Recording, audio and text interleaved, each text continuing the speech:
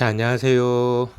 자, 금융과 시사 관련해서 일반인들이 알기 어려운 전문 내용을 쉽게 전달해 드리는 청세롬입니다. 자, 7월 20일까지 수출입 동향 제가 정확하게 못 짚어드려가지고 주말이고 하니까 유 얘기로 한번 시작해가지고 반도체 전반적으로 이야기해보는 시간 나눠보도록 하겠습니다. 자, 보시는 것처럼 7월 1일부터 7월 20일까지 자, 뭐 한 달 내내는 아직 10일이 남았지만 자, 수출입 통계가 32.8% 상승한 걸로 자, 잠정 통계가 나왔습니다. 자, 이 얘기는 뭐 이것보다 앞선 속보가 7월 10일까지가 10%대여서 이것 좀 수출 증가세가 살짝 둔화되는 느낌 아니야? 기저효과가 있었던 게 사라져 가고, 야, 그러면은 조금 위험한 거 아닌가 이렇게도 생각해 볼 수 있는 시기였는데, 자, 21일 날 발표된 속보에 따르면은 30%가 넘는 거죠. 그렇기 때문에 어느 정도 기저효과 때문에 40%대를 3개월 연속 40%를 요거를 지키지를 못했지만 그래도 32.8이면은 뭐 충분하게 긍정적인 그런 실적이고요. 뭐 10일 남긴 했지만 뭐 10일 동안 그렇게 나쁘지만 않는다면은 최소 20%에서 30% 사이는 충분히 찍어줄 수 있을 거라고 생각되고요. 뭐 조업일수는 지난달하고 똑같다고 합니다. 그렇기 때문에 이제 하루 평균 수출액도 32.8%가 증가된 걸로 자, 긍정적으로 진행이 됐고요. 자, 반도체 뭐 어떤 속보가 있는지 또 한번 반도체로 구글링을 한번 해보겠습니다. 자, 뭐 ASML 이 반도체 장비 회사 관련돼서 뭐 EUV 장비 이야기도 있고요. 인텔 CEO가 요 반도체 쇼티지 뭐 차량 쪽으로도 그렇고 전반적으로 반도체 공급이 반도체 수요를 못 따라가는 이런 현상이 2년 정도 더 간다라고 이야기를 하는데, 뭐 이렇다면은 뭐 2021, 2022, 2023년까지도 이 반도체 빅사이클, 슈퍼사이클 이런 분위기는 계속 이어진다는 거죠. 이게 왜 중요하냐면은 당연히 우리나라는 반도체 입국, 수출 입국에 조금 더 깊숙이 들어간다면은 반도체 입국인 거죠. 그렇기 때문에 우리나라의 경기 상승이 자 2023년까지 이어진다는 거죠. 뭐 얼마 전에 최저임금 찔끔 올렸는데요. 뭐 10%도 안 되게 올랐습니다. 뭐 조금 제가 봤을 때는 좀 코로나 때문에 힘든 것도 사실이지만, 자, 코로나 때문에 힘든데 정부에서 돈을 왜 푸나요? 그러죠. 경기 진작을 위해서 돈을 풉니다. 그러면은 일단 임금을 올려놓으면은 이 올려놓은 임금이 자, 뭐 감당할 수 없다라고 이야기하는 재계들은 자, 좀 말도 안 되는 이야기고요. 자, 결과적으로 이 돈이 선순환을 일으켜서 골목상권도 살아나고 뭐 정부나 기업, 가게 모두 다 경제 주체들이 모두 다 투자도 올라가고 생산도 올라가고 소비도 올라가고 정부 재정도 올라가고 좋은 거죠. 자, 정부가 이렇게 돈을 푸는 이유처럼 최저임금을 상승시켜주는 뭐 예전에 이야기한 소주성, 소득주도 성장 이런 게 분명히 저는 효과가 있다라고 생각하고요. 이렇게 한번 보겠습니다. 재계는 감당할 능력이 안 된다. 뭐 영세기업이나 자영업자들, 한계기업들 이 사람들이 감당할 능력이 안 되기 때문에 올리면 안 된다 이렇게 이야기하고 있는데, 그렇게 감당할 능력이 안 되면은 자, 지금 최저임금을 받는 사람들이 많나요? 아니면 최저임금보다 최소 2배, 심하게는 3배, 4배 받는 사람들이 많나요? 뭐 압도적으로 말할 필요가 없죠. 뭐 이게 검색이 될지 모르겠지만 최근 뭐 2020년도 도시 근로자 평균 소득 한번 쳐볼까요? 평균 소득 그 최저임금보다 훨씬 더 높을 거예요. 도시 근로자 월 평균 소득 쳐보겠습니다. 자, 볼게요. 속으로 들어가서 내용이 어떤지 한번 찾아보겠습니다. 제가 알고 있기로는 한 300만 원 정도이지 않을까라고 생각하는데요. 보겠습니다. 도시근로자 월평균 소득 뭐 딱히 이야기가 안 나오는데요. 뭐 다른 쓸데없는 이야기만 나오고 정확한 이야기는 나오지 않습니다. 자, 2021년도 도시근로자 월평균 소득이 나와 있는 상태고요. 자, 1인 가구, 2인 가구, 3인 가구, 4인 가구 이렇게 쭉 나와 있는데요. 70%가 200만 원이라는 얘기는 300만 원 이야기죠. 1인 가구 기준으로 300만 원이에요. 1인 가구, 그러니까 혼자서 300만 원이라는 얘기입니다. 결과적으로 기본적으로 300만 원.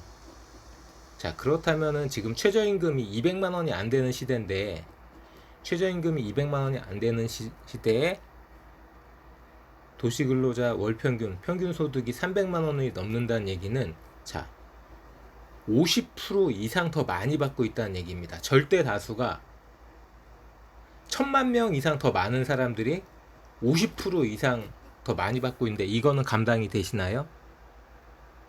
자, 정말 한계 기업들이나 소상공인들이나 여러 가지 영세 기업들이 이 최저임금 때문에 문을 닫아야 될 상황이면은 이 50%나 더 받는 이 사람들이 줄여야 되는 거죠.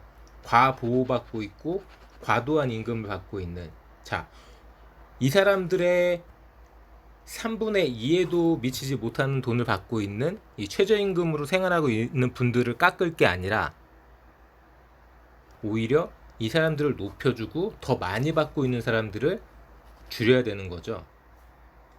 제 논리가 이상한가요? 자, 약한 사람들은 도와주고 강한 사람들은 눌러주는 게 당연히 정치의 힘인 거죠. 바르게 다스리는. 자, 오히려 약한 사람들은 그래, 너네들 어차피 못 사니까 그냥 거기에 있고 우리는 그냥 잘 사는 사람들 더 많이 줄 거야. 이거는 말이 안 되는 겁니다. 자, 뭔 얘기하다가 여기까지 왔나요? 일단 다시 반도체로 돌아가고요. 보시는 것처럼 뭐 우리나라가 결코 뭐 기업들이, 한계 기업들이 많아서 뭐 영세 자영업자 때문에, 영세 기업 때문에 최저임금을 올릴 수 없는 수준이다. 자, 9,000원. 9,000원에서 이제 조금 더 올라가지고 9,000 몇백 원에서 조금 더 올라가고 뭐 그렇게 9,000 몇백 원 정도 받겠지만, 자, 9,000원에도 안 되는 이런 올해 기준으로 9,000원에도 안 되는 이런 최저임금으로, 자, 8시간 일해봐야 하루 일당 7만 원 언저리죠. 7만 원으로 세상을 살기가 참 팍팍할 것 같습니다. 저만 그렇게 생각하나요? 뭐 서로 다들 잘 벌고 잘 살면 좋겠지만, 만약에 그게 안 된다고 해도 서로 조금 도와가는 입장으로 그렇게 한번 세상을 살았으면 저는 좋다라고 생각합니다. 왜 다들 잡아먹지 못해서 안달인 건가요? 뭐 충분하게 저는 뭐 10,000원 정도까지 올릴 수 있는 우리나라 여력이 있다라고 생각하고요. 자, 뭐 반도체 관련 회방권 중국 이야기도 나오고 있고요. 뭐 인텔 이야기, 한미 반도체, 이게 뭔 얘기인가요? 아, 한국과 미국의 반도체 엇갈림, 그런 걸 이야기한 것 같습니다. 어떻게 보면 지금 현 정부의 뭐 근거도 없이 현 정부를 까는 이야기고요. 야, 미국은 이렇게 열심히 도와주는데 한국은 왜 안 도와줘? 이 얘기는 결국 뭐다? 응? 삼성 부회장 풀어줘라, 이 얘기다. 되도 않는 논리로 되도 않는 이야기를, 되도 않는 언론 플레이를 하고 있는 거죠. 자, 뭐 국산화 장비 성공 이야기도 나오고 있고요. 자, 반도체 패키징 경쟁 이야기도 나오고 있습니다. 반도체 부족 이야기는 계속 있네요. 포토레지스트, 뭐 2019년도에 일본이 우리나라를 무역 보복할 때 들고 나온 이 포토레지스트 이야기죠. 자, 이제는 우리나라도 어느 정도 독립해 가는 것 같습니다. 소부장 쪽으로. 자, 가마우지 경제라는 이야기 들어보셨죠? 자, 돈은 뭐 명목적으로 수출은 우리나라가 하지만 우리나라 이 수출을 하기 위해서는 일본한테서 소재, 부품, 장비 이런 것들을 뭐 어마어마하게 수입해 오고 이렇게 이제 무역이 우리나라가 대다수 국가에 대해서 흑자를 기록하고 있는데 일본한테만 적자잖아요.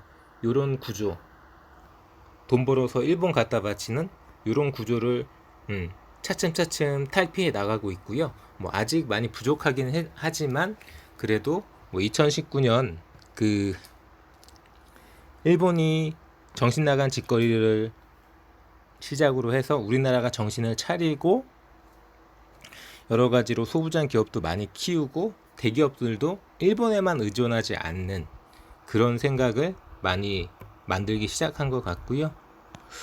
뭐 그 외에 뭐 별다르게 다른 소식은 없는 것 같습니다. 종목으로 가볼게요. 자, 뭐 제가 아직까지는 신한 알파 어플보다 자, 유진투자증권의 이 인터페이스가 더 익숙하기 때문에 이 유진투자증권 종목으로 한번 요 어플로 한번 말씀을 드릴 거고요. 말씀드린 것처럼 어제 말씀드린 것처럼 삼성과 하이닉스가 하루 만에 다시 음봉 전환했기 때문에 뭐 그렇게 높은 그렇게 많은 순환매가 일어나진 않았고요. 자, 그래도 한미반도체 먼저 보겠습니다. 뭐 우주 돌파죠. 우주 돌파를 향해 날아가고 있는 한미반도체 어느덧 고점은 41,150원까지 상승했다가 살짝 숨이 죽어서 41,300원에서 마무리가 됐고요. 일별 가격대를 보시면은 자, 뭐 살짝 중간중간 조정이 나오긴 하지만 숨가쁘게 올라가죠. 뭐 31,000원대, 뭐 32,000원대, 34,000원대 살짝 숨이 죽었다가 다시 35,000원대, 36,000원, 37,000원, 39,000원 드디어 4만원대를 찍었습니다. 뭐 거래량도 뭐 200만 주, 100만 주, 400만 주, 200만 주 가까이.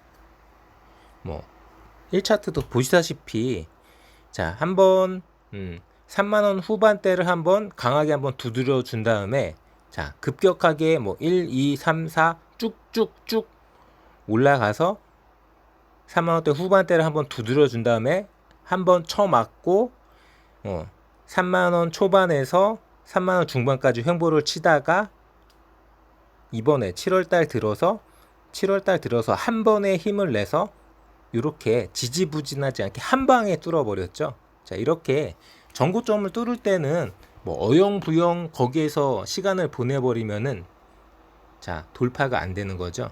이렇게 한 방에 뚫어버려야지 우주 돌파가 나올 수 있는 거고요. 이제는 우주 돌파 각인 거죠. 한미반도체. 그렇다고 제가 이 종목을 거래할지는 뭐라고 말씀드리기 어렵지만 물론 갑자기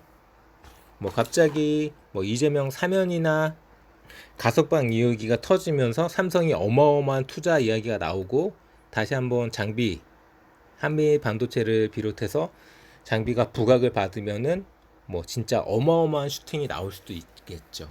물론 지금 자리가 높은 건 사실이지만 단순하게 높은 게 아니라 돌파 차트잖아요. 그렇기 때문에 그 돌파하지 못한 고점과는 차원이 다른 새로운 박스권을 만든 자리이기 때문에 그런 프리미엄을 받을 수 있는 그런 부분이라고 생각하고요. 하지만 냉정하게 판단하고 타점은 잘 잡으셔야 됩니다. 무조건 좋다라고만 말씀드릴 수는 없기 때문에 자, 뭐 나름대로 DBI텍도 그렇고 네페스도 그렇고 제가 뭐 여러 번 말씀드렸지만 자, 분위기가 좋다가 그저께까지만 해도 양봉이었지만 네페스도 DBI텍도 살짝 숨이 죽었죠. 한미 반도체와 다르게 일별로 보시면 이렇게 뭐 목요일에는 2% 상승, 어제 금요일에는 1.6% 하락. 올랐던 부분을 다 반납하진 않았지만 그래도 상당 부분 반납되는 자 6만원대를 뚫고 나서 뭐 그렇게 강한 퍼포먼스가 나와주진 않습니다. 5만 원대에 놀던 가격이 6만 원대에 진입했고요. 6만 원대 중반을 오르락 내리락 하고 있는 모습이죠. DB하이텍도 일단 중견 파운드리 회사이기 때문에 쏠쏠하죠. 재무 잠깐 볼까요? 자, 2조 8천억, 3조 가까운 회사고요. 재무제표 보시면 매출은 늘었는데 영업이익이 살짝 아쉬운 이런 상태인 거고요. 1월달 같은 경우에는 여러 가지로 파운드리가 부각받는 그런 국면에서 생산이나 이런 쪽으로 투자를 조금 진행해서 캐파를 늘릴 만도 한데 DB하이텍에서 캐파를 안 늘린다고 했죠. 여러 가지 이 국면이 얼마나 갈지 모르고 수율이나 이익 모멘텀 여러 가지 복잡하게 계산기를 두드려 봐야 되기 때문에 그런 이야기도 나왔었지만 보시다시피 월봉으로 봐도 꾸준하게 고점에서 놀고 있는 상태입니다. 작년부터 본격적인 상승이 나왔다고 보여지고요. 작년 가격하고 비교하면은 거의 2배짜리인 거죠. 물론 고점 1월 달에 기록했던 그 고점까지는 아직 회복을 못하고 있고요. 한미 반도체와 다르게 돌파 차트가 아닌 고점 자리에 있기 때문에 충분히 경계는 하셔야 되는 부분이죠. 자, 다음 종목 네페스 이야기하다 말았죠. 자, 네페스도 한번 볼게요. 마찬가지입니다. 이 종목도 1월 달에 고점을 못 뚫고 있죠. 자, 38,850원 여기에서 이제 처먹고 나서 3만원대까지 다시 보여줬다가 다시 4만원대로 살짝 올라오는 듯 하다가 다시 처맞고 이러고 있는, 일봉으로 보시면 살짝 분위기가 다를 수도 있겠지만 이런 느낌입니다.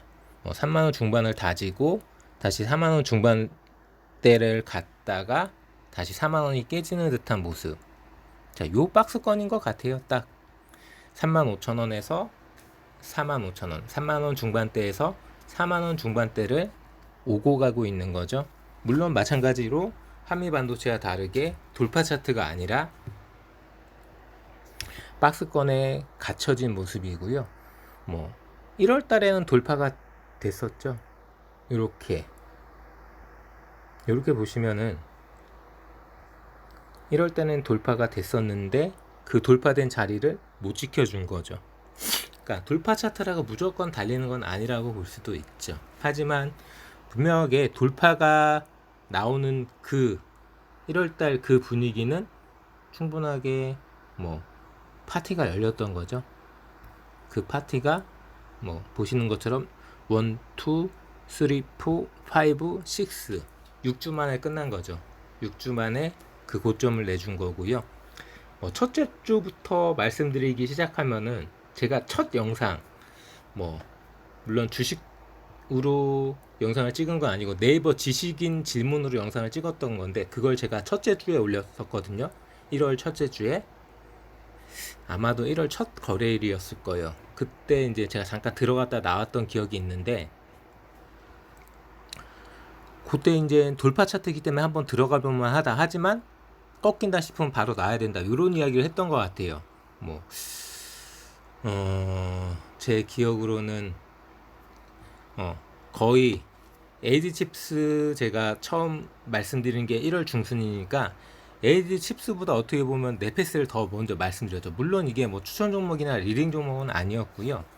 네이버 지식인 질문을 답변을 해드리기 위해서 살짝 말씀을 드렸던 그런 종목인데 자리대는 지켜주지 못하고 있네요. 그러니까 어떻게 보면은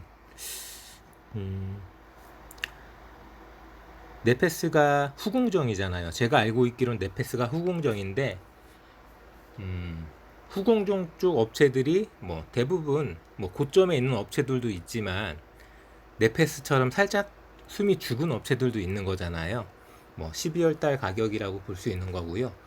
그렇다면은 분위기를 잘 봐서 자, 이슈가 몰릴 때 한번 타점을 잡아보는 것도 나쁘지 않겠죠. 무조건 좋다는 게 아니고요. 무조건 들어가라는 이야기도 아닙니다. 제주 반도체도 나름 고점이 나온 상태에서 숨이 죽은 모습이죠. 주봉으로 보시면 이런 자리 한 8,000원대까지 올라섰다가 어느 정도 조정을 받고 있는 모습. 뭐 칩셋 미디어나 텔레치스는 박스권 가두리 느낌이라고 할까요? 두 종목 모두 한 뭐 만원 중반대에서 2만원 내지 2만원 초반대까지. 칩셋 미디어 먼저 볼까요? 자, 보시다시피 이런 느낌이죠. 12월 달에서 1월 달로 넘으면서 만원을 돌파했고요. 그 자리에서 2만원 근처까지 갔다가 윗골이 달리고 지금은 다시 만원 중반대에서 살짝 바닥을 다지고 있는 듯한 느낌. 이 자리 정도에서 이슈가 붙고 뭐 여러 가지로 반도체 순환매가 나온다면은 뭐 한번 접근해 볼 만한 가격권이 아닌가, 저는 개인적으로는 그렇게 판단하고 있고요. 텔레치스는 뭐 현대차에서 현대차 납품과 관련된 부분도 있고, 뭐 4월 달인가요? 삼성전자에서 파운드리로 얘네들이 만들었던 MCU를 뭐 생산하기로 했다라는 소식으로 좀 약간 슈팅이 나왔던 시기가 있죠. 4월, 5월 그때가 그래도 고점으로 한 22,000원까지 찍어줬고요. 지금은 그 자리에서 한번 숨이 죽었네요. 뭐 이렇게 저점이라고까지 말씀드리긴 어렵고요. 어차피 텔레치스나 칩셋 미디어 같은 계열이기 때문에 거의 뭐 같은 회사라고 봐도 무방하죠. 텔레칩스보단 칩셋 미디어가 좀 자리가 더 좋지 않나, 이런 느낌 없지 않아 있고요. 그 외에 시그네틱스는 어느 정도 고가권이에요. 그렇기 때문에 보지 않겠습니다. SF의 반도체도 좀 조정을 받긴 했지만 그래도 그렇게 큰 조정이 나온 건 아니고요. 솔브레인 볼까요? 자, 솔브레인 계속 바닥을 다지면서 올라서는 자리, 그 자리에서 다시 한번 음봉이 나오긴 했는데, 그래도 요 상승세 보이시는, 일봉상 보이시는 요 상승세가 그렇게 꺾인 듯한 모습은 아닌 거죠. 자, 또다시 이제 뭐 밤사이 뉴욕 증시도 좋고 했으니까 다른 영상에서 말씀드리겠지만 다시 모멘텀을 만들어서 뭐 계속 상승할 수도 있고요. 요런 자리죠. 자, 뭐 37만원 자리인데 뭐 요 자리를 그냥 한 방에 뚫어주면 좋은데 한번 조정을 받았고요. 뭐 계속해서 뚫어줄 수 있을지 아니면 조정을 더 받을지는 좀 더 두고 봐야 할 것 같고요. 일주일 안에 확 뚫어버려야 되죠. 돌파 차트는 너무 지지부진하게 가는 것보다는 한 방에 확 뚫어버려야 되는, 그래야지 뚫었던 그 자리가 저항이 아니라 지지선으로 바뀌고 견조하게 상승할 수 있는 거죠. 네페스처럼 오르락 내리락 하면은 이도저도 안 되는 그런 상황이 나올 수도 있는 거죠. 자, 그리고 또 어떤 종목들이 있나요? SK머터리얼즈도 소재주 관련해서 이제 상승이 좀 꽤 나오다가 마찬가지로 음봉이 떨어졌습니다. 솔브레인처럼. 자, 보시는 것처럼 뭐 상승이 가파르죠. 상승이 가파르다가 주봉이니까 이렇게 보이는 거고요. 상승이 가파르다가 한번 쳐맞았어요. 7월 22일에도 전조가 있긴 있었네요. 자, 윗꼬리가 길게 달리고 그 다음날 음봉. 어느 정도 조정이 나올 것 같은 분위기인데 뭐 그렇다고 단정적으로 조정입니다 이렇게 말씀드리기 어렵습니다. 이쪽 분위기가 워낙 좋기 때문에 뭐 자리가 높은 건 사실이지만 그래도 정고점을 향해서 트라이는 한번 해볼 것 같습니다. 그리고 나서 결과를 보고 돌파냐 다시 바닥을 향해 조정이냐, 뭐 섹터별 동향도 자세히 보셔야 될 것 같고요. 뭐 전반적으로 요 정도 느낌인데 전반적으로 반도체가 순환매가 나오고 있는 초입인 것 같은 느낌은 있어요. 여기서 조금만 삼성전자와 하이닉스가 힘을 내주고 뭐 글로벌적으로도 뭐 인텔이 됐든 여러 가지 뭐 장비 업체가 됐든 자 긍정적으로 계속 이야기가 나오고 뭐 반도체 가격과 관련된 부분도 계속해서 고가권을 유지해 준다면은 충분하게 슈퍼사이클, 빅사이클에 걸맞는 그런 퍼포먼스가 나올 거라고 뭐 저는 생각되는데 제가 생각하는 건 살짝 장밋빛 쪽으로 말씀을 드리는 부분이 없잖아 있고요. 아시다시피 제가 시장 뭐 신중론이나 조금 약세론에 가깝다기보다는 강세론자에 가까운 조금 긍정적인 마인드로 보는 그런 낙관론자이기 때문에 이렇게 말씀드린다라고 생각하고요.